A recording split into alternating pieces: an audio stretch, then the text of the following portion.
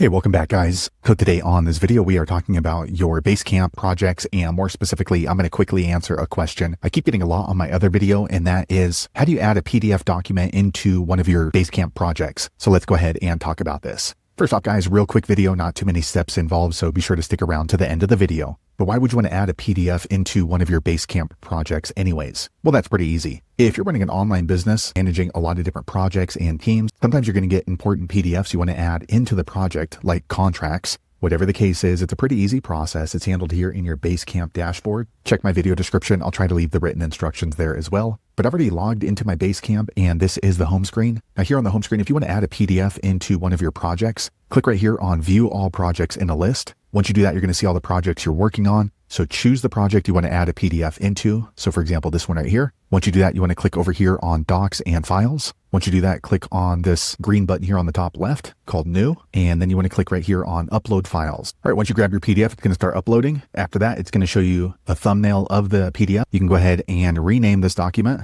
The Best Tacos. All right, here you can add any notes. This is a PDF I am adding to project. Okay, next you're going to click Post to the project. All right, quick second later, the document PDF is going to be added in. So anybody who shows up in this project is going to be able to see the PDF. So let me go to the project homepage. Okay, so now you can see it's here in the Docs and Files. So there you have it, guys. If you're wondering how to add a PDF file into one of your Basecamp projects, that's the easiest way I know how to do it. If you know an easier way, be sure to leave a comment below. Let the rest of us know how you did it. Hopefully you found that video useful. If so, click thumbs up, or maybe consider subscribing to my channel, and I hope to see you on the next video. Thanks again for watching.